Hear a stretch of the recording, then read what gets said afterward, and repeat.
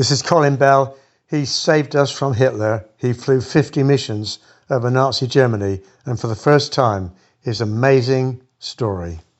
I know you're very unassuming about this, but without people like you, without heroes, without legends from the Second World War, we would not be where we are today. Colin Bell, Distinguished Flying Cross. It's an absolute privilege to have you with us today on our Red Matrix podcast. A very warm welcome to you. Let's go in at the deep end. I think your 5th trip on Mosquitoes, flying over Germany, one of 50 missions you did. Your 5th mission went into Germany itself. Take me back to that time. You're a young pilot. What was going through your mind? Was it fear, adrenaline? What was going on? Well, first of all, I knew I was flying the very best aircraft in World War II, which was the Mosquito bomber. And I was part of the Pathfinder group, the Light Night Striking Force. And although on my 5th, of course it was the first one when I flew out to Hanover, where I experienced the twitch, for want of a better term, of being on your first sortie, because no one can tell you what it's going to be like. Well, they can tell you, but it doesn't really convey very much. It's only when you go out on the first one that you realise what it is like to be coned by searchlights and shot at, and you have to cope as the best you could. I had the very great good fortune to have an ex-Canadian navigator. He'd been an instructor out in Canada. He was the very, very best man that anyone could wish to have as a navigator, and I was very lucky to have him.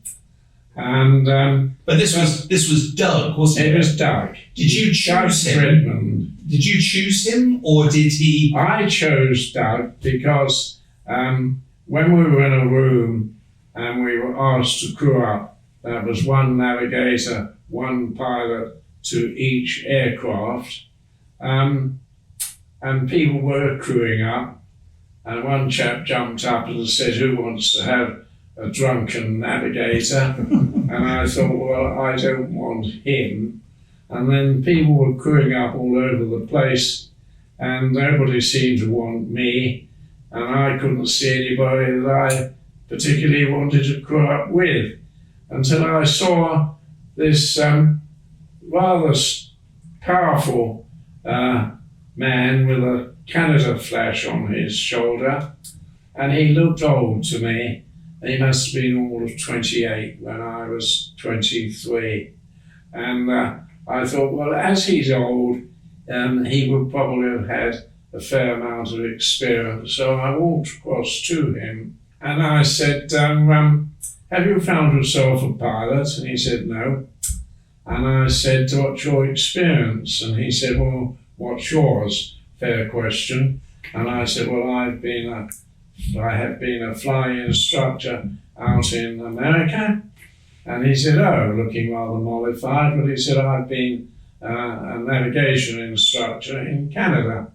At which point I said to him, you found yourself a pilot. And so it happened that we progressed and we learned to fly on Mosquitoes together. And eventually, as I mentioned already, we had our first trip out to Hanover. And we'd never been on a flight before. We'd never experienced all the nasties that go with making a bombing raid over Germany. And I had a lot of difficulty in cloud finding Hanover. And all of a sudden, Hanover's anti-aircraft guns opened up on us. And although we were in cloud, which was rather a worrisome experience, and we were looking for flares that other pathfinder markers had put down. We were actually using bombs, we weren't marking, and suddenly there was a gap in the cloud, and we saw a flare going down, and we bombed on the flare, and of course we had inboard cameras, and the cameras took the photograph, and we went back home, and we were the only crew that in fact bombed Hanover that night, because we were the only crew that identified a flare. So the others brought their bombs home. How many bombs did you have? We had 400 or 500.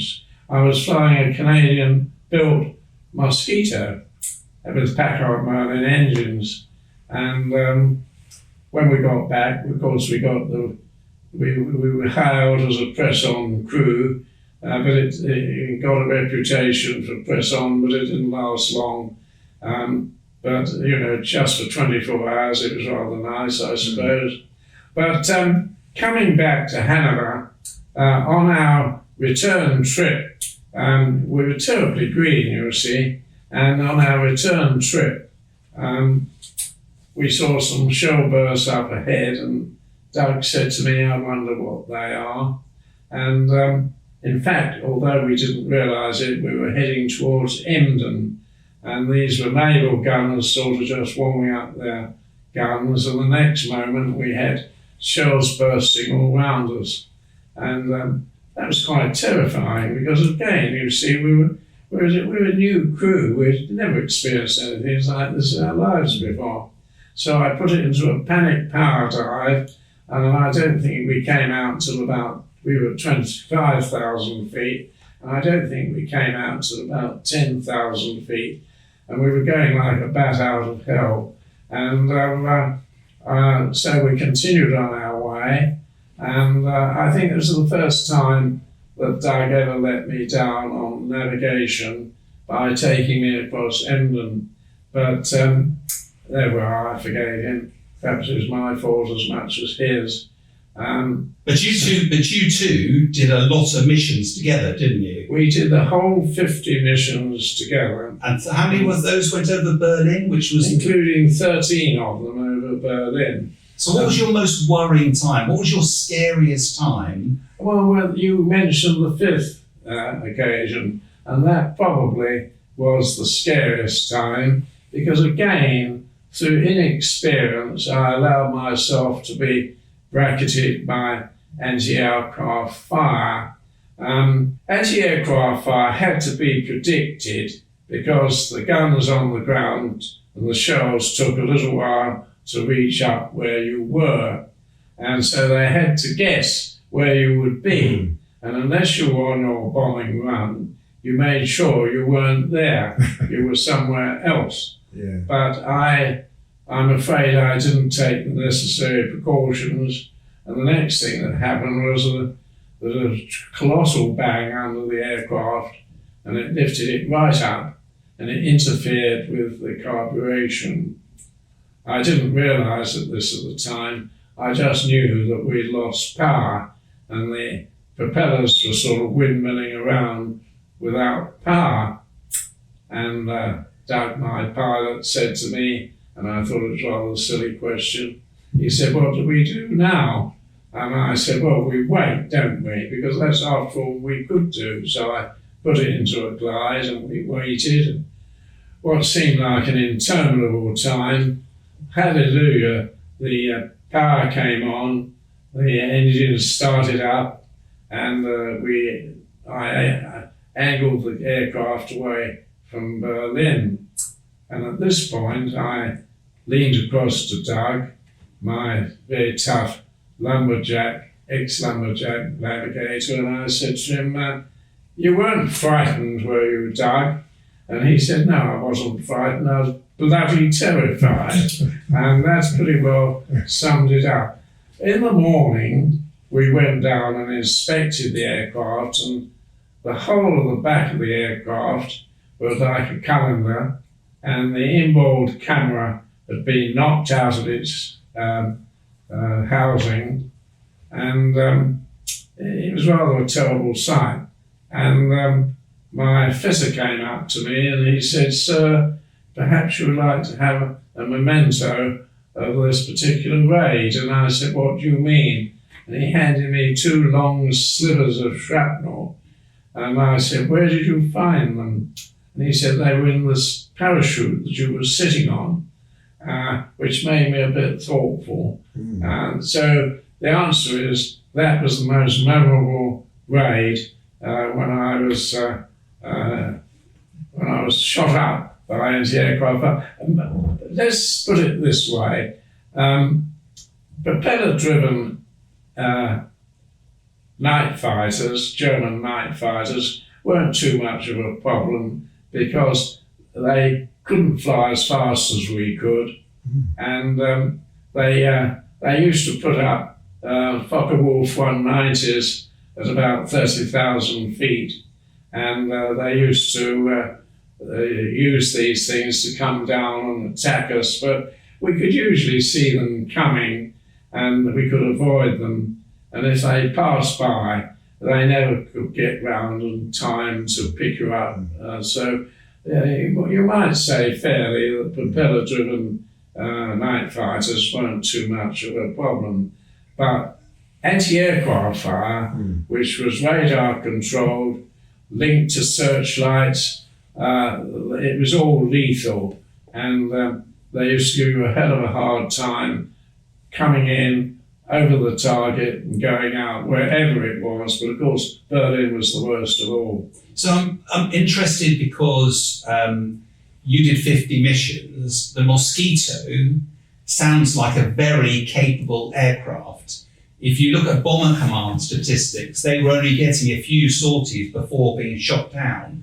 Whereas the Mosquito, there was some stat I read that 1 in 200 missions were the aircraft was shot down. What was it that made it more survivable? You were doing some very dangerous missions, yet somehow, whether it's the aircraft, the pilots, the combination of everything, what was it that made it? It was speed. It was speed. If you were unfortunate enough to be flying Stirlings, which were much slower and had a much lower ceiling, they were so vulnerable to night fighters that if you were in a room with beginning a tour with 3 other captains, you were 1, 3 other captains making 4.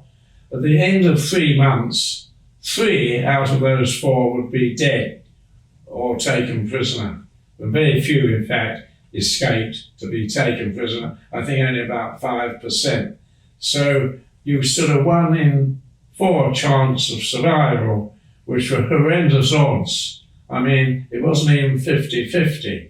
So, well, it was best not to be on Stirlings, wasn't it? And I was lucky enough to be on Mosquitoes, where the attrition rate was minimal by comparison with the heavies. Even the Lancasters were much slower, and of course they were much more vulnerable. And if you're looking for heroes, and I certainly wasn't a hero, if you're looking for heroes, it was the crews of those slow, vulnerable bombers, and they took a terrible pounding. The Lancasters did rather better than the Stirlings, but even then, I think for a tour, you were lucky if 50% survived. You won't find a person in this country that wouldn't call you a hero. Well, I don't think I was a hero, but if somebody wants to call me a hero, that's up to them. I think that'd be ill-advised. They ought to concentrate on the heavy bombers. Yeah. No, but in some respects, picking that theme slightly, we're all going to die at some stage. But living with the fear, you described Doug after that episode and saying, "I'm bloody terrified." Yeah, but he wasn't bloody terrified. The answer is he was laughing, you see, and he was just using that as a phrase. Were you not scared though? Were you not inside? Really. Not what you project, but inside. Not really. I think perhaps I was lacking in imagination. There was a there was a Battle of Britain pilot. I've forgotten his name. I think, oh yes, it was Sailor Milan, and he said in his experience, those who survived were those possessed of not too much imagination. Fear kills, and I think I was too thick, really, looking back on it. I wasn't possessed of much, I didn't sort of worry too much about it. I felt I got a job to do, and I just got on with it. But perhaps if I thought about it much more, I'd have been, I'd have moved into that fear state, and it's not a good thing. You don't want to be fearful. You want to just concentrate on flying the plane and doing the job. And that's what I did. And Doug, for his part, was a magnificent navigator. So it was a good partnership, and it worked very well. And I won't say that we didn't have other hairy times, we did. We had the misfortune once to get picked up by a jet fighter, but that's another story. But apart from that, and near misses and so forth and so on, we got through, we completed our 50 missions, and we went back to our ham and eggs. But you must have lost friends during that period. Well, inevitably, people, it happens, and you don't want to dwell on it too much, do you? But it does. I've lost friends but significantly fewer than were lost during the wartime, and each loss affects you. Yeah. Well, you lose people in training as well as on operations, and of course sometimes we had engine failure, and I always remember on one occasion I had an engine suddenly pouring glycol, and I had to put down at Ford in the south of England, and I went upstairs into the mess to get my ham and eggs, and I just about started in on it, and the steward came up to me and said, there's a plane arrived from your base to take you back, sir.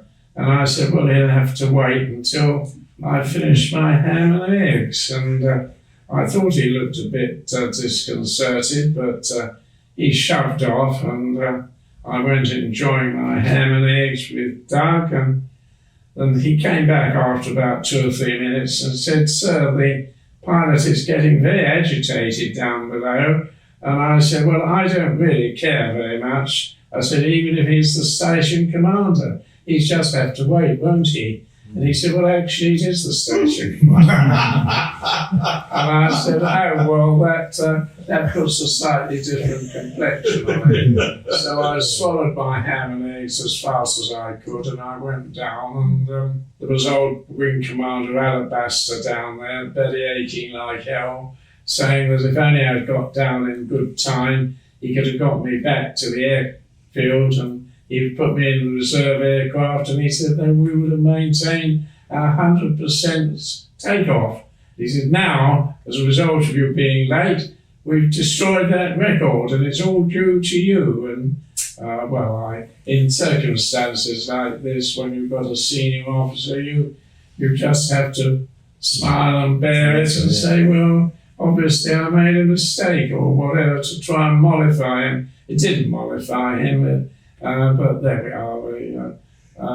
So when you were doing these, how many aircraft went off on your sorties when you were doing the Mosquito? Well, as far as I can remember, we used to send out about 12 at a time. Did they stay close together? No, they went. Once they were up in the air, they all went individually to the target. The same target, of course, but they didn't go in formation or anything like that. Do you think that helped? Yes. Because of the big 1,000 bomber raids from the Lancaster. I did once had to go on formation, flying, and it was in daylight. The only one I did in daylight, and we were using, or the lead aircraft was using what was known as oboe, and oboe was a very advanced form of navigation. I think they could pinpoint the target within about 10 yards on the ground, even from a height of 10,000 feet. And we were told that we got to stay in close formation together. And when the O-boat chap opened his bomb doors, we would all follow suit. And when he said, bomb's gone, we would all jettison our bombs together and we'd destroy the target.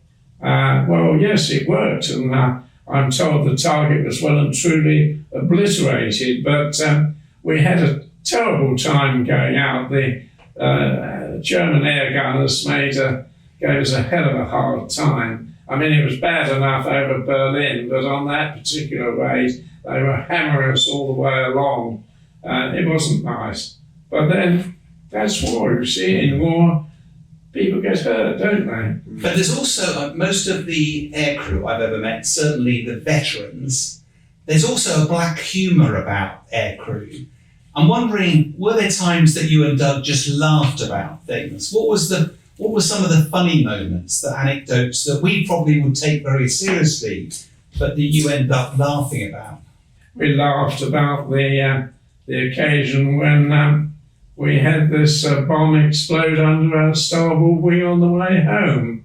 And we didn't have autopilot. I used to trim the aircraft up and it would literally fly itself. And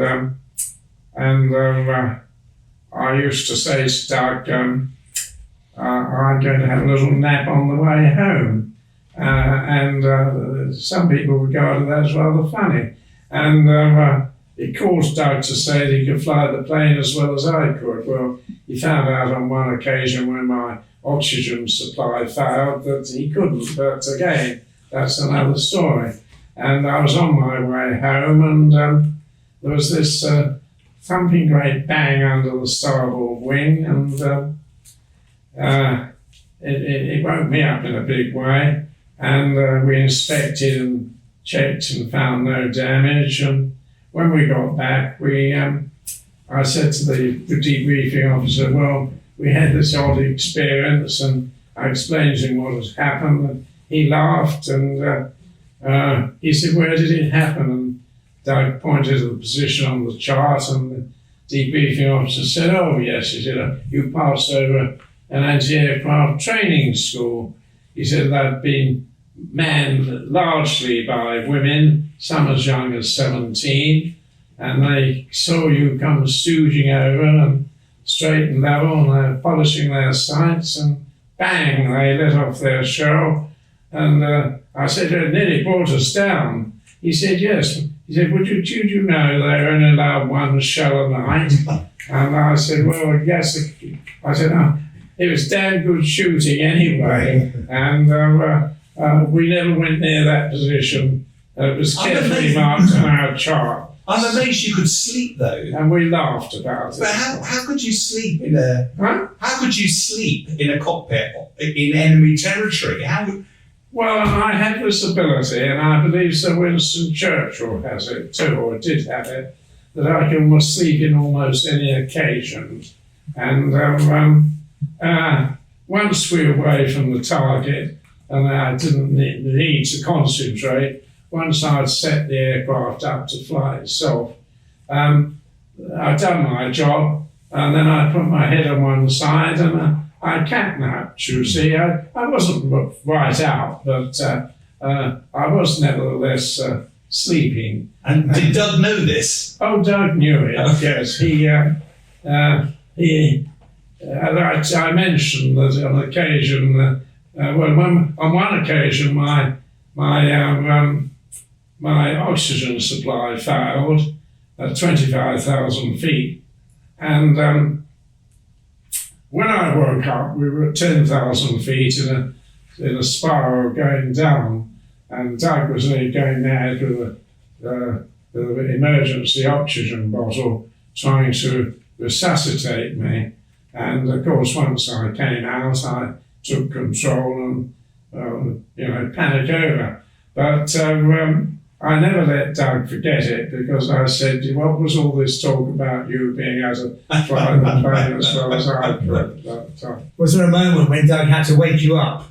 Something had gone wrong, and But he used to give me a nudge. Right. He used to give me a nudge if we were going off course, and then I'd straighten the aircraft up, and I used to say to him, give me a nudge when we go over down the market, and I'll land the bloody thing. And I mean, that's what a navigator's for, isn't it? Make you tea in the morning, Yeah. and that sort of thing. Can we talk about the Mosquito? Because you said it was the speed that was one of its great attributes, but it was called Freeman's Folly early on because Freeman didn't want to back it. It was largely a wooden aircraft, wasn't it? Freeman was the one that did back it. You know, but it was described as Freeman's Folly, wasn't it? Because he was so determined to see it through, whereas some of the ministry weren't convinced, were they, at the time? Well, the civil servants, though, true to form, when they first heard of the Mosquito, a wooden aircraft, they sort of laughed it to scorn, and they wouldn't issue a contract. And although they said if they were to issue a contract, they wanted it to be armed. They wanted it to be fitted with armament, and generally they wanted to put metal into it, which would of course sew the thing up and defeated the objective, which was high speed, get in and get out, get in, bomb and get out. And unless Geoffrey de Havilland was prepared to go along with us, they wouldn't give him a contract. So he said, I don't care. So he funded it out of his own pocket. But later on, when they saw the speed of the aircraft and what it could do and how fully aerobatic it was, they changed their minds and they did give a contract. But throughout, Freeman was batting for de Havilland, and how right he was. And as a pilot, was it a nice aeroplane to fly? Oh, anybody who flew the Mosquito would be in love with it. I mean, I was in love with it from the time that I first flew it.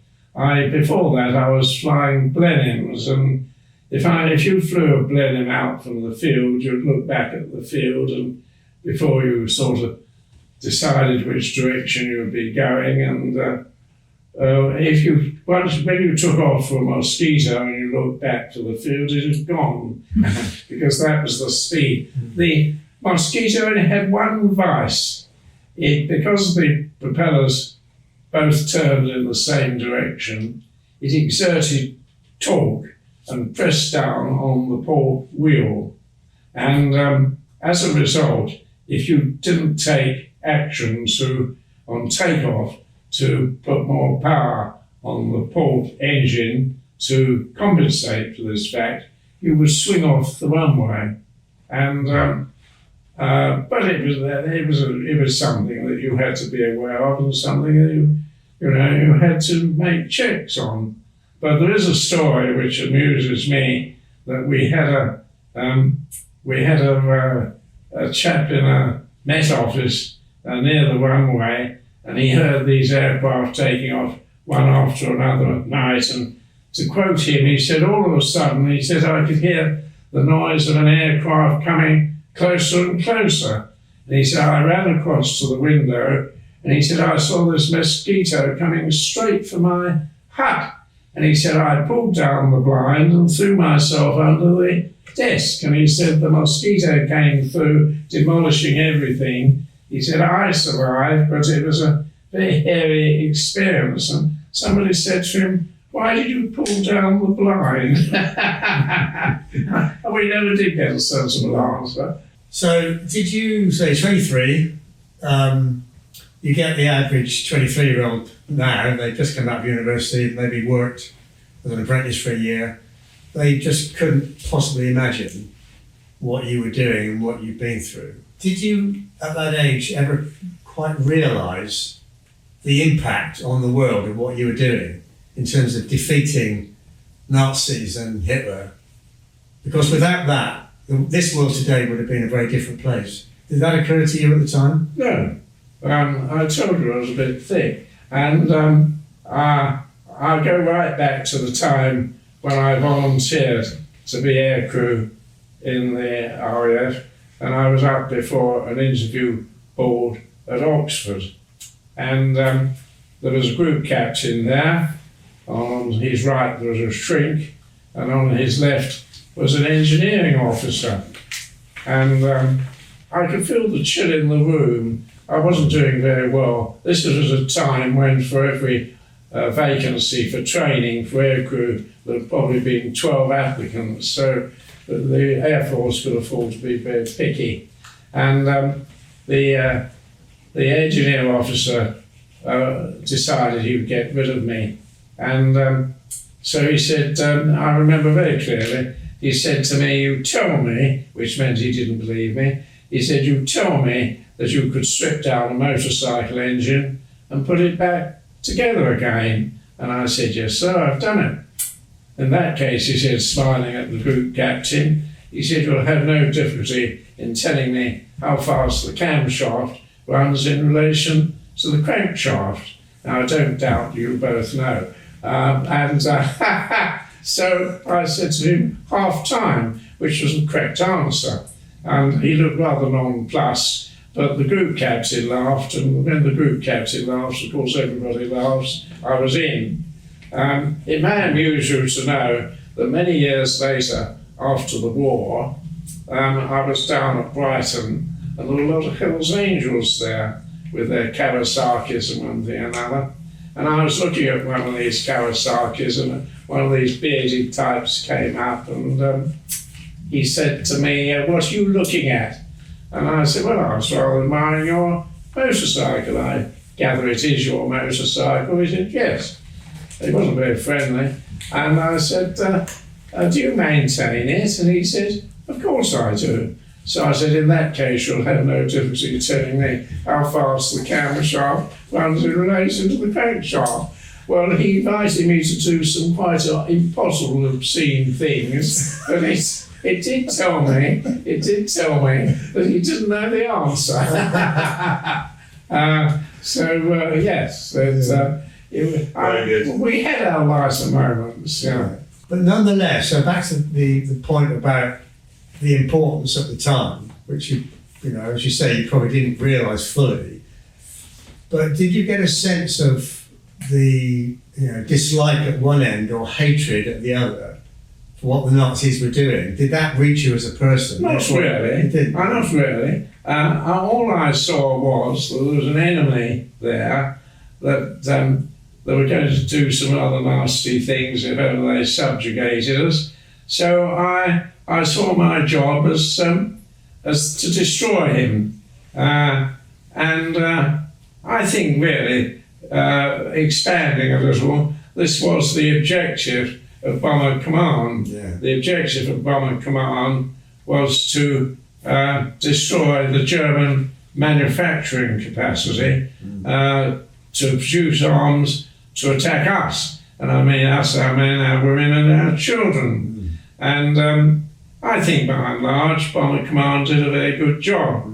And there was a case where Peenemünde was attacked and there was a great deal of damage done.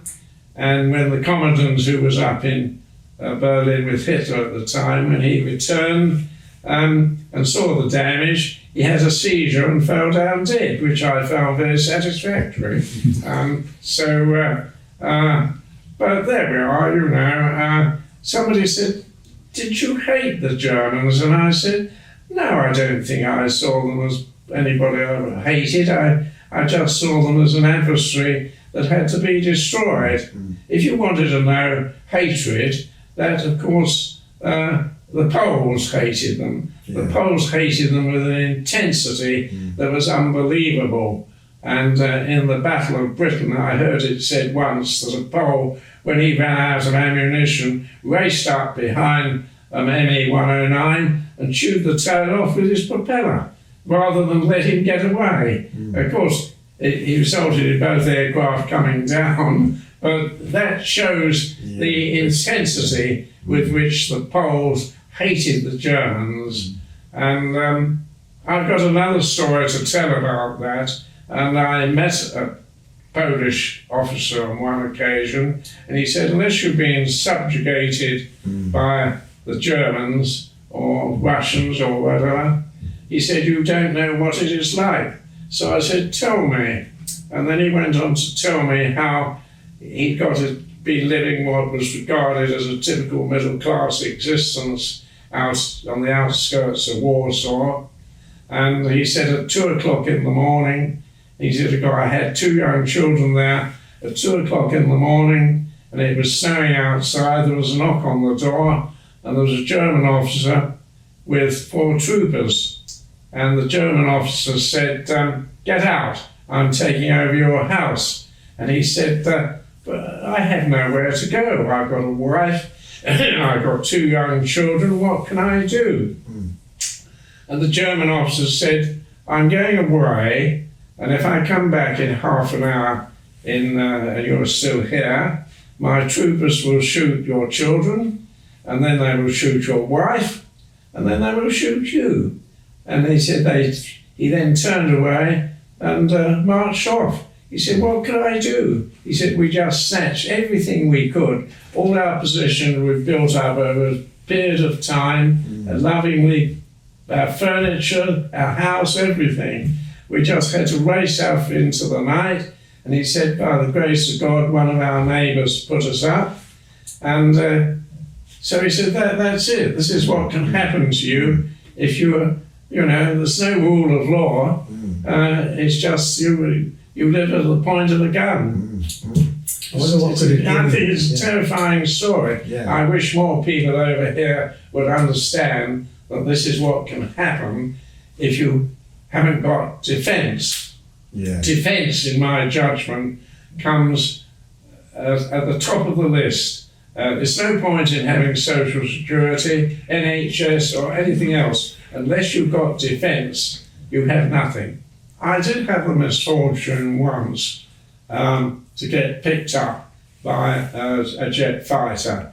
A very dangerous experience because jet fighters, I've said the propeller-driven fighters couldn't catch up with us, but jet fighters could go 100 miles an hour faster than we could. Very dangerous adversaries. And but as soon as this chap picked us up using air-to-air radar, I had a device on the back of my Mosquito that detected this, and it opened up a white light on my instrument panel. So I knew that, this chap was coming out behind me. So I immediately dropped down 10,000 feet to avoid him. And my navigator started bleating because all his equipment was toppled, and he said to me, how do you know? He said that this is an ME262. And I said, well, you've seen the white light. And he said, well, has been known a certain amount of ghosting takes place. It's not absolutely certain, is it, that it is? And I said, well, look, it's coming on again.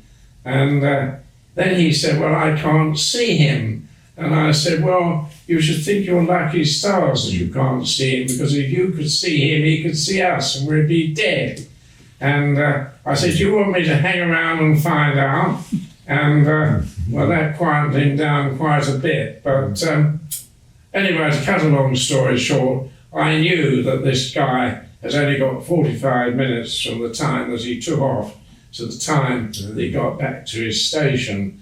And so I took him as low as I could. We were over Berlin. I took him as low as I could because jets use up more fuel low down than they do up high. And after skedaddling around a bit, white light went out and didn't reappear. But Doug always maintained that it might not have been an ME262. So I discussed it once with Captain Winkle Brown, who brilliant Navy pilot, and he had no doubts at all.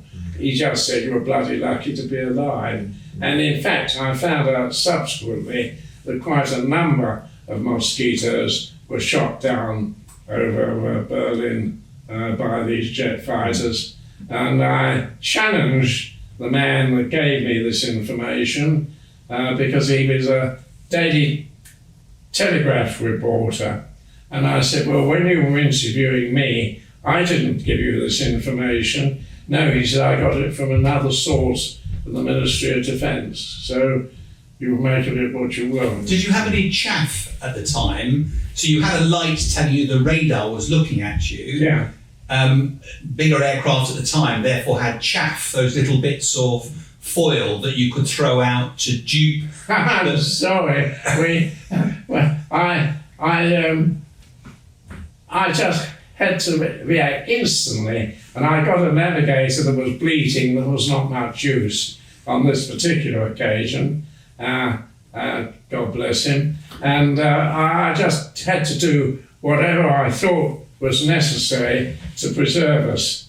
And looking back on it, I'm certain I did the right thing. No, I think that, but my point was that I think there was, having studied the history of that time, the Mosquitoes were such a brilliant aeroplane that survived so many threats. Yeah. But they were very difficult to get away from that jet threat. Oh, absolutely. But the chaff, those bits of foil. Foil, yeah. But were you ever fitted with a chaff generator? No. Okay. No. We did use some chaff on one occasion because one of our jobs was to carry out spoof raids. We'd go to a place like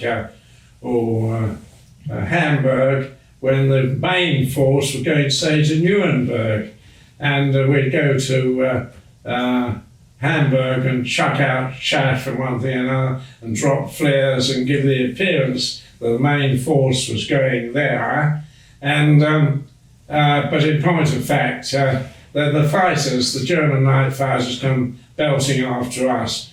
And the object of the exercise was to get the night fighters chasing us, or perhaps just us on our own. And they used up a lot of fuel, and by the time they found out they'd been spoofed, they had to go home to refuel, and that would slow up their operation, attacking the real main force, as I said, going down to Nuremberg.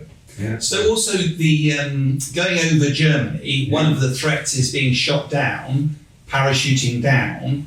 A lot of aircrew were helped to get back to England, weren't they, by people helping downed aircrew? Well, the most telling story of that, of course you're quite right, the most telling story of that was of a Dutch pilot who we knew on the station as Harry the Dutchman, and he was called Flying Officer Tyrrell. Actually, his real name was Flying Officer Geit, except he wasn't a flying officer. He was a peacetime pilot in the Dutch Air Force, and when the Germans came over and shot everything out of the sky, including Harry parachuted down, and the Germans said to him, well, the Dutch are out of the war, we've no particular quarrel with you, just behave yourself and we'll leave you alone. So they didn't put him in a prisoner of war camp. But Harry, being the sort of chap he was, joined the resistance, and it took the Gestapo about 3 weeks to find out, and they bunged him into a concentration camp where the inmates were all being worked to death with starvation rations, and people were dying off like flies. Well, it just so happened that adjoining this concentration camp was a hospital for German officers. And there was a doctor there who was married to a Dutch woman, and a German doctor. And at grave risk to himself, he got a message through to Harry that if Harry could get himself into hospital, and it was by no means certain, even if he did injure himself and get himself into hospital, that he'd be taken in, but the doctor said he if you can somehow get yourself into hospital, we'll take care of you and put him on the escape route. A very dangerous thing, because the doctor and his wife would have been shot out of hand had it been found out. So Harry, to quote his own words, he said, I had no choice but to try and get myself into hospital. So he said, I was working down on the railway lines, and he said, along came a truck, and I put my foot on the rail, and the truck rolled over, the wheel rolled over, and it took all my toes off. And he said, I got myself into hospital, and the doctor was as good at his word, and he said I was spirited out into the escape route, and eventually I got across to the Pyrenees and then back into the UK. Not back, but into the UK. And so then he became flying officer 2 instead of heavy gunny. And how do I know the story? Well, I know the story because he told it to me. And it just goes to show what people would do in a situation like that. Of course, you're quite right. He had to get away. And we had another occasion, a young Australian who was shot down and we got into onto the escape route. And there were two shepherds that were taking him across the Pyrenees, and they said to him, just keep quiet if we should be stopped by a German patrol, but we won't find a German patrol because I know all the routes, and in any case the patrol would know us. So he said, I felt reasonably confident. He's 20 years old, this Australian boy, Smithy, and anyway, they went round a corner, and of course there was a German checkpoint. Now, the Germans said, well, we know you two, pointing to the two shepherds, because we've seen you before. But who's that? And the shepherds said, well, and then they interrupted. They said, let him speak for himself. And they said, the shepherds said, you won't get anything out of him. He's definitely dumb and he's utterly stupid anyway. So Smithy said, to show my nonchalance, I selected a Gauloise out of a packet that I got, and this is, he said, and I hope they wouldn't see my shaky hand. But he said they were convinced and they let us through. He said I got across the Pyrenees, and of course he came back to the squadron. And like everything, all these stories that I tell them because the guys succeeded in getting away and getting it back to 608 Squadron. No, phenomenal, absolutely phenomenal. Well, General Patton was another of my heroes because he was a ruthless man, and in wartime you need ruthless leaders and you need ruthless people to carry out their orders. And I remember Patton addressing a group of American soldiers, and he said, there is no merit in dying for your country. He said, your job is to make sure the other son of a bitch dies for his. And I thought that was a very good message, and I took it on board. And I made certain, as far as I could, that I wouldn't die for my country and take Doug with me. Well, some may think that's a cruel thing to say. Huh? But actually, without it, some people may say that was a cruel thing to say. Can I take you to the current day? I mean, you lived through a world war, and there were people trying to appease Hitler, thinking that we could find some sort of peace before the war started. Wind forward to today, we have Putin's Russia invading Ukraine, and again, it feels like the West doesn't quite know what to do about it. Well, what's your reflections on the situation? Really is different, but you're quite right. When I was in my teens, my father and mother still remembered with absolute horror the slaughter on the Western Front in World War I. and they would have done anything to avoid that sort of situation developing again.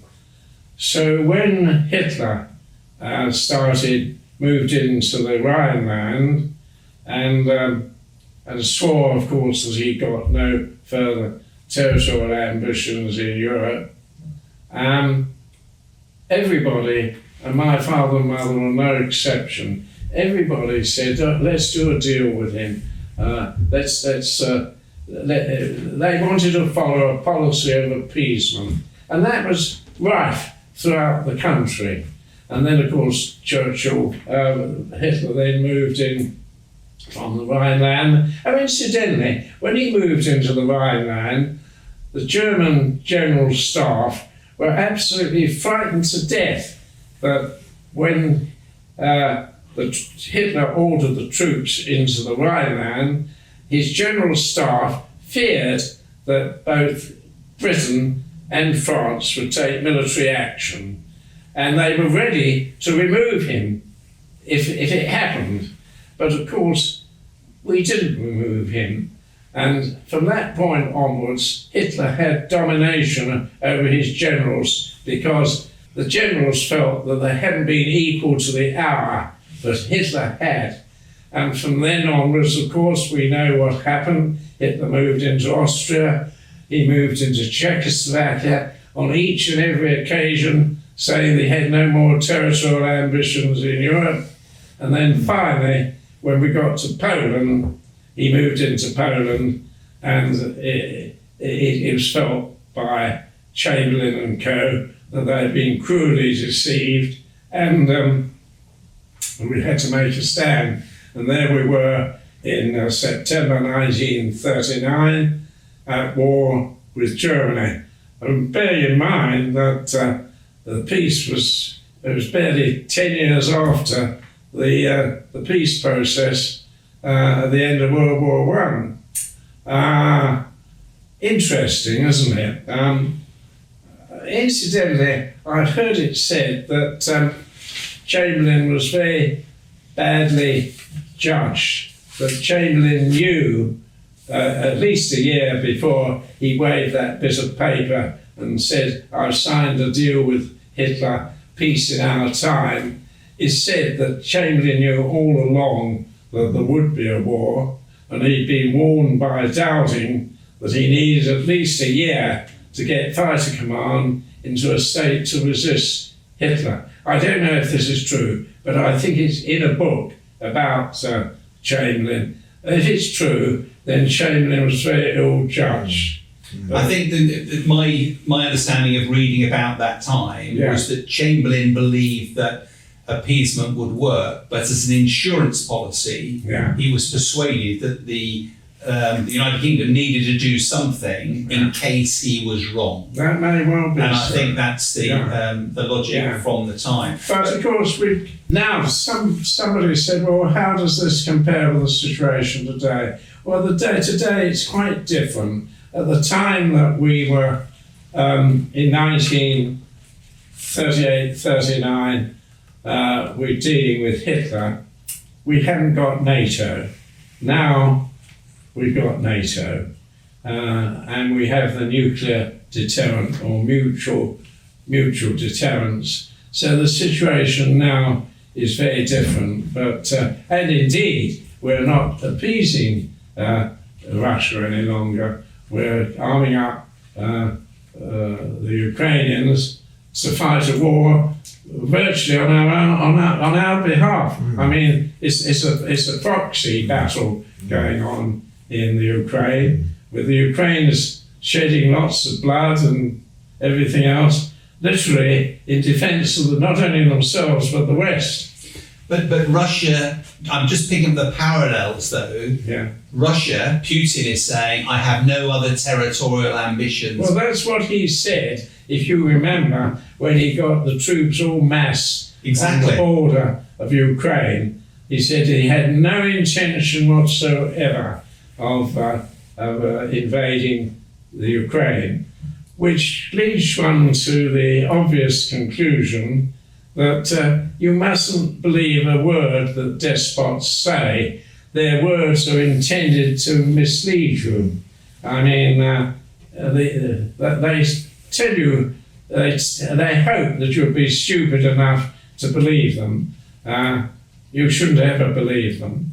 And incidentally, interesting point, with the exception of the Iraqi war, I think that nearly every war looking back has been caused by despots. You don't find democracies instituting wars. I put the Iraqi war on one side. It was a bit different. I think it was a mistake, but there we are. That's something. But with that one exception, all wars are caused by despots. If there's going to be a war over China invading Taiwan, it will be caused by a despotic regime in China attacking Taiwan. And we know what's happening with Russia. And then, of course, you've got to wonder how much support NATO is going to continue to obtain from the Americans. I like to think that Trump, if he becomes a president, will just be frightening some of the European nations who are spending very little on defence, frighten them into paying a proper amount. I mean, Germany is paying a minuscule amount, and then interestingly, Southern Ireland don't pay anything, and yet they're entirely dependent on the NATO shield for their very existence. I'm all in favour of the maxim, if you want peace, prepare for war. It was mentioned by a Roman general many years ago. It was true then, and it's true now. Treasury bean counters should understand that it's much cheaper to prepare for war and spend on defence than it is to fight a war. The NATO nations will spend a lot more on defence, and do it now. There was an article in the Times recently by Max Hastings, who said, we don't want to wait 2, 3 and 4 years until we gear up our industries to produce the armaments we need. We need to spend the money instantly to procure from abroad, which probably means from America, all the armaments we need for adequate defence, because we haven't got it at the moment. Mm-hmm. I think what's fascinating, because you provide an insight into an era where our nation didn't want to go to war, your own parents. Correct. And yet it happened. Yeah. It feels like, if you ask today, nobody wants to go to war. Of course they don't.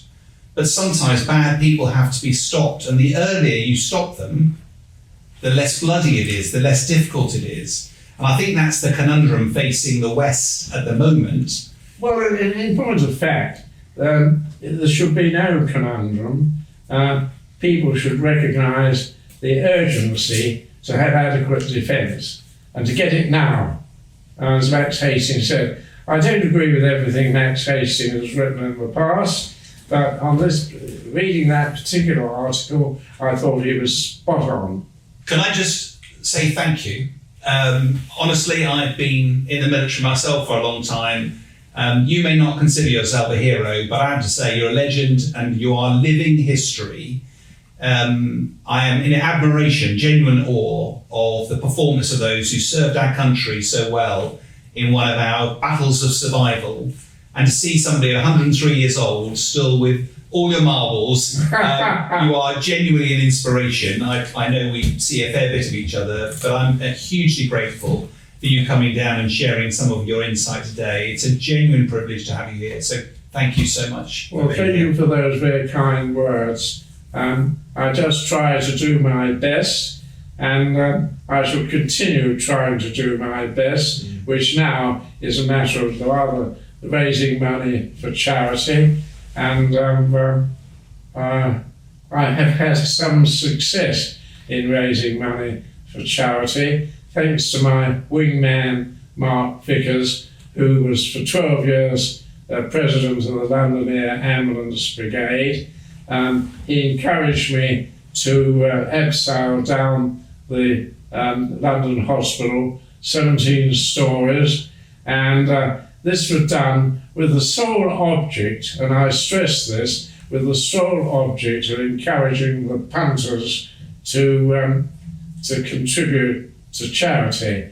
And I think we were pretty successful. I think on the last count it was around about £56,000, which not a lot of money, but as somebody once said, if you hadn't done it, that'd be £56,000 poorer. Well, also, you are in the Guinness Book of Records as the oldest person to abseil. I'm the Guinness Book of Records as the oldest person ever to abseil down a building. And when you got to the bottom, what was the one thing you asked for when you got to the bottom? I wanted a gin and tonic. Perfect. Yeah. So, Colin, let me say thank you as well. Yeah. Well, I've not been in the military, but it's quite possible I wouldn't be sitting here today had you and your colleagues at the time risked your life and their lives to save not just a country, but probably the Western world. I've had to imagine you're sitting there smart where you're smart of mind and thought. I've had to imagine you as a 22, 23-year-old flying all those missions with all that stuff going on around you, risking your life. It's just quite incredible. I mean, it really is. And I tell you, people use the words, thank you for your service. And sometimes they say it sort of through rote and it's said lightly. But I say it genuinely, Colin, thank you for your service. When I say thank you for those kind words, I'm not sure I deserve them all, but here I am. I'm just going to get on with it. Perfect.